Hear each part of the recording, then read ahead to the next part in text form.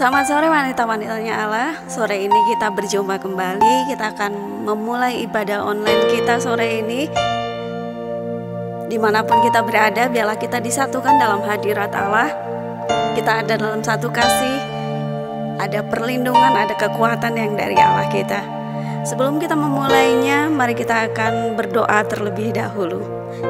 Mari kita akan berdoa. Tuhan, terima kasih Tuhan untuk kuasa-Mu, terima kasih untuk hadirat-Mu.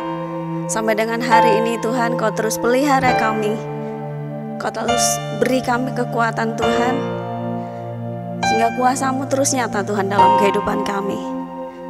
Sore ini kami akan memulai ibadah kami Tuhan.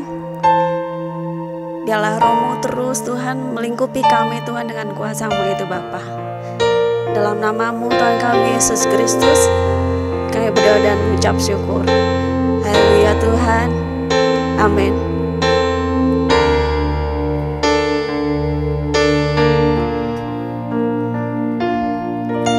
Semua karena anugerah-Mu hari ini ada, bukan karena kuatku, namun karena Roh-Mu. Ku bawa hatiku, penyembahanku, ku semakin berkurang, Yesus semakin bertambah. Mengikut Yesus, itulah kesukaan hatiku. Ku lepas semua hakku untuk mengenal kehendaknya di hidupku. Mengiring Yesus, itulah kekuatan hidupku. Ku yakin anugerah-Nya mampu jadikanku hamba yang berkenan selalu.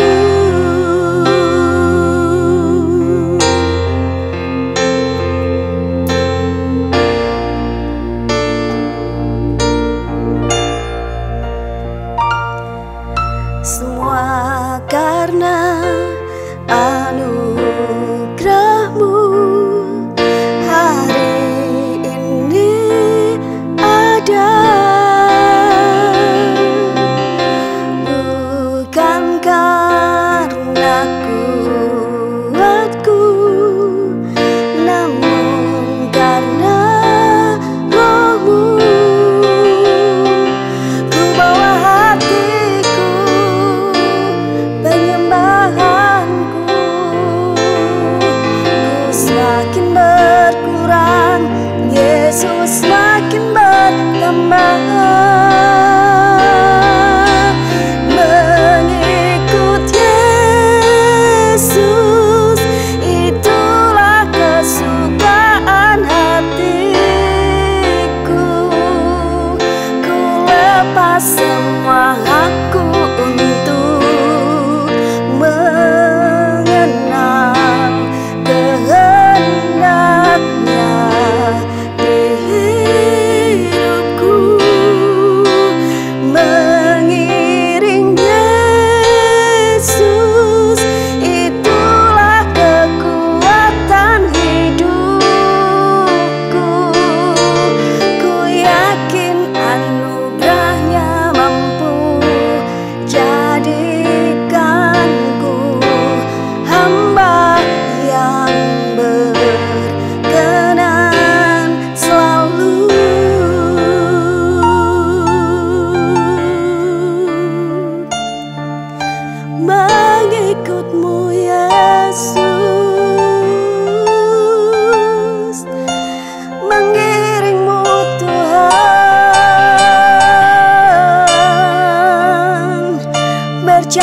bersamamu Tuhan, ada dalam kehendak-Mu. Itu kekuatanku, itu kesukaanku.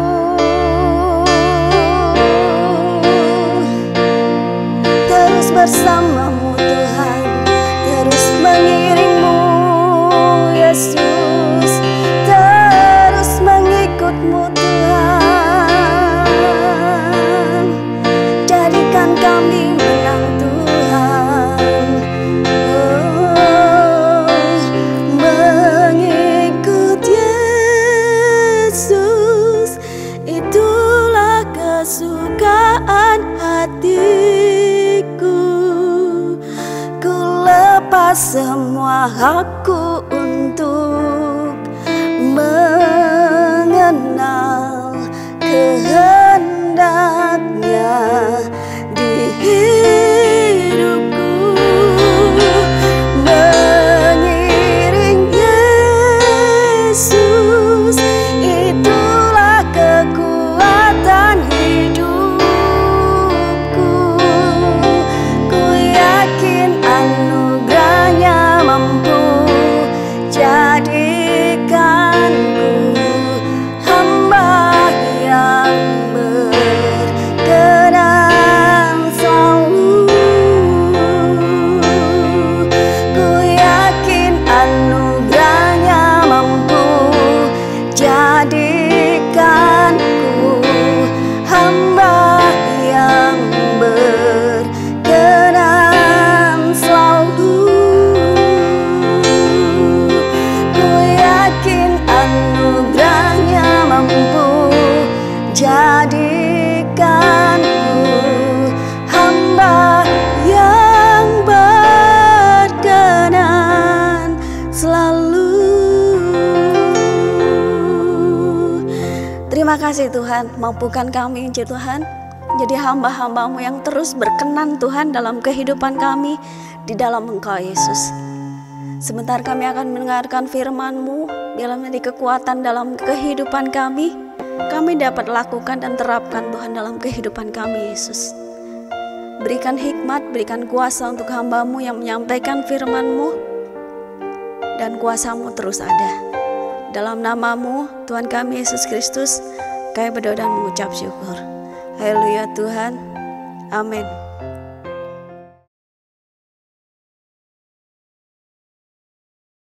Halo ibu-ibu sekalian, hari ini saya akan menyampaikan firman Tuhan dengan tema melawan sihir dalam keluarga.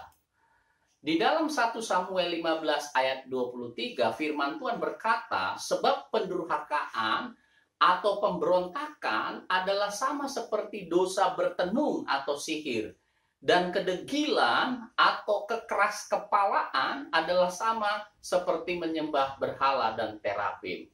Di dalam Galatia 5 ayat 19 sampai 20, Paulus memberi daftar tentang berbagai perbuatan daging yang seharusnya tidak menguasai kehidupan orang percaya. Dan di antara berbagai perbuatan daging yang didaftarkan, Paulus berkata ada penyembahan berhala dan sihir di sana. Apa itu pemberontakan yang dikategorikan sebagai sama dengan sihir dan penyembahan berhala? Pemberontakan artinya menolak otoritas yang sah dari Allah. Jadi dimanapun otoritas yang tidak sah dijalankan atau otoritas yang sah dilawan, maka itu merupakan bagian dari praktek sihir, karena pemberontakan disamakan sebagai sihir dan penyembahan berhala. Orang-orang memberontak karena mereka ingin menjalankan otoritas yang tidak sah dengan tujuan untuk menggunakan otoritas itu sehingga mereka bisa mengendalikan orang lain, untuk memaksakan supaya orang-orang lain yang di bawah kendali mereka melakukan keinginan-keinginan dari orang yang menjalankan otoritas yang tidak sah tersebut. Jadi praktek sihir itu tidak harus kita berhubungan dengan para dukun menggunakan mantra-mantra. asal ada pemberontakan atau perlawanan terhadap otoritas yang sah, pada dasarnya kita sedang hidup di dalam praktek-praktek sihir dan penyembahan berhala. Karena itu praktek sihir dan penyembahan berhala sebagai perlawanan terhadap otoritas yang sah juga dapat terjadi di dalam ruang lingkup keluarga. Ada 3 kata kunci yang ingin saya jelaskan kepada ibu-ibu sekalian, di mana praktek sihir bisa terjadi di dalam sebuah keluarga. Kalau ada dominasi di dalam keluarga, kalau ada manipulasi di dalam keluarga, kalau ada intimidasi di dalam keluarga, maka pada dasarnya praktek sihir sedang terjadi di dalam keluarga tersebut. Contoh, seorang anak bisa saja dia menggunakan manipulasi sebagai bagian dari praktek sihir di dalam keluarga. Katakanlah ibu-ibu sedang menerima banyak tamu di rumah. Lalu di atas meja ibu-ibu menyediakan berbagai makanan, kue-kue, dan kemudian minuman. Tentu tidaklah sopan bagi seorang anak tiba-tiba menyerobot masuk ke tengah-tengah percakapan pertemuan itu, lalu kemudian mengambil gelas minuman yang mana saja diminum, lalu mengambil kemudian roti mana saja yang diminum. Dan tentu saja jikalau anak melakukan hal yang seperti itu, mereka tahu bahwa itu tidak mungkin akan diizinkan oleh ibu mereka. Bagaimana anak memaksa supaya ibu bisa meluluskan keinginan mereka? Mereka kemudian mulai merengek-rengek, mereka kemudian mulai mengucapkan kata-kata keluhan dan lain sebagainya. Sehingga kalaulah kita sebagai seorang ibu melihat perilaku anak kita dalam keadaan yang seperti itu di hadapan tamu-tamu kita, maka kita akan merasa sangat malu, lalu mengambil roti mana saja untuk dimakan, sehingga keinginannya dapat terpuaskan. Maka pada dasarnya anak dalam praktek yang seperti itu, dia sedang menggunakan manipulasi untuk mengendalikan kita supaya keinginan atau tujuannya dapat tercapai. Saya pun pernah menyaksikan seorang anak yang berguling-guling, menendang-nendang ke sana kemari, lalu kemudian menjerit-jerit di sebuah mal, sehingga membuat ibunya sendiri merasa sangat malu di hadapan banyak orang. Setelah saya berkomunikasi dengan ibu tersebut berkata bahwa dia sudah sepakat dengan anaknya dari rumah supaya nanti ketika dia ada di mall, anak itu tidak boleh meminta es krim. Tetapi setibanya di mall, anak itu berusaha untuk memaksa ibunya untuk membelikan dia es krim. Karena kebetulan memang anak itu sedang sakit flu. Sehingga ibunya sudah mengatakan dari rumah supaya jangan dia meminta es krim setibanya nanti di mall. Apa yang dilakukan anak itu? Dia menggunakan manipulasi untuk mewujudkan keinginannya. Supaya ibunya dengan sangat terpaksa meluluskan keinginannya. Pada dasarnya anak itu sedang memanipulasi supaya dia mendapatkan apa yang dia inginkan. Dalam praktek seperti itu, dapatlah kita katakan bahwa anak sedang melakukan sebuah tindakan sihir. Karena sihir pada dasarnya adalah pemberontakan. Pemberontakan untuk mengendalikan pihak lain sehingga mencapai apa yang dia inginkan. Contoh yang kedua yang bisa kita lihat di dalam sebuah keluarga bagaimana praktek sihir itu dilakukan adalah istri yang juga melakukan manipulasi supaya keinginannya dapat diluluskan oleh suaminya. Allah telah mengatur tatanan otoritas di dalam keluarga, bahwa otoritas yang membawahi anak adalah kedua orang tua mereka, dan otoritas yang membawahi istri dan anak adalah para suami atau para ayah. Tetapi kadangkala istri bisa memanipulasi demi untuk memaksakan keinginannya supaya dilakukan oleh suami mereka. Bisa saja istri berupaya untuk memanipulasi suami dengan sikap-sikap yang membuat suaminya menjadi serba salah, istri bisa saja akhirnya misalnya menangis terseduh-seduh seperti yang pernah terjadi pada Delila terhadap Simson, sehingga Simson karena tangisan, rengekan Delila akhirnya dia tidak tahan, sehingga dia memberitahu dari mana rahasia kekuatannya dia dapat. Pada akhirnya Simson kita tahu dia diserahkan kepada musuhnya. Jadi banyak sekali contoh-contoh sederhana yang bisa kita lihat bagaimana praktek sihir sebenarnya sedang dijalankan atas keluarga-keluarga. Nah, kalau anak-anak, kalau seorang istri ya bisa menggunakan manipulasi untuk memaksa supaya keinginan mereka bisa terwujud, suami-suami pun tidak tertutup kemungkinan bisa melakukan praktek-praktek sihir di dalam ruang lingkup keluarga mereka. Seorang suami yang menggunakan dominasi yang bersifat memaksa, intimidasi, pada dasarnya mereka sedang menjalankan otoritas dengan cara yang tidak sah. Dan itu merupakan bagian dari praktek sihir di dalam keluarga. Ada banyak kita temukan keluarga-keluarga di mana istri dan anak sangat menderita karena ayah atau suami mereka itu bersikap sangat kasar, bisa melakukan kekerasan, sehingga apabila ayah sudah dalam keadaan tidak stabil, maka rumah menjadi tempat yang tidak nyaman untuk ditinggali oleh istri dan anak. Sehingga apa saja yang diinginkan oleh sang ayah atau sang suami harus diwujudkan oleh istri dan anak mereka. Karena mereka ingin menghindari perilaku ayah mereka yang kasar, yang semena-mena, yang bersifat mendominasi, mengintimidasi, dan melakukan kekerasan. Jadi baik istri, baik suami, ataupun anak bisa terlibat di dalam praktek sihir di dalam keluarga. Karena itu Bapak Ibu Saudara, Tuhan menasihati kita supaya salah satu perbuatan daging yang seharusnya kita tanggalkan dalam hidup dan juga termasuk dari keluarga kita adalah praktek-praktek sihir yang demikian.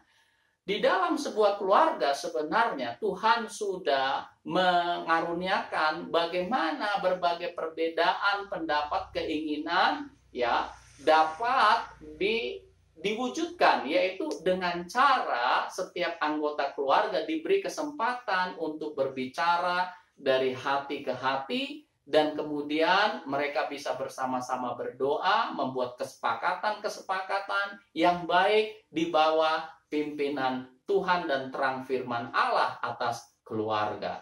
Tetapi di mana manipulasi, intimidasi, dominasi dijalankan, pada dasarnya keluarga tersebut sedang ada dalam praktek sihir yang menjadi bagian dari perbuatan daging yang seharusnya dihindarkan oleh orang-orang percaya. Saya berdoa supaya setiap keluarga terhindar dari praktek-praktek sihir yang demikian. Marilah kita mengizinkan keluarga kita memasuki tatanan otoritas yang Allah telah tetapkan. Anak berada di bawah otoritas ayah dan ibu mereka. Istri berada di bawah otoritas suami mereka. Dan suami-suami berada di bawah otoritas Allah. Jadi Bapak Ibu Saudara, kita tidak boleh membiarkan praktek-praktek sihir terjadi di dalam keluarga. Tuhan memberkati. Amin.